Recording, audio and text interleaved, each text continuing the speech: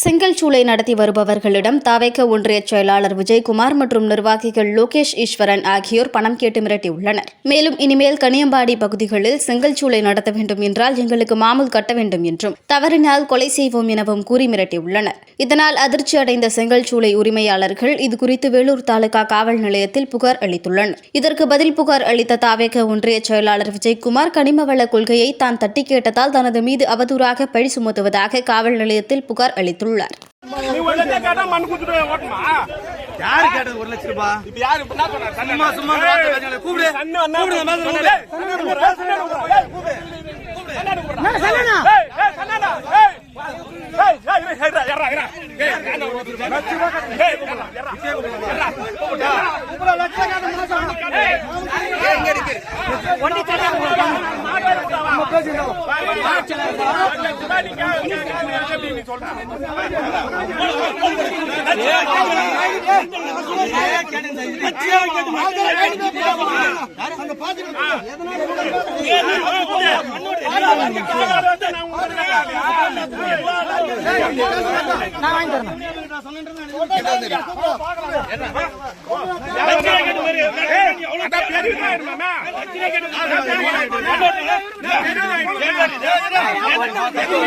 தப்பு அதெல்லாம்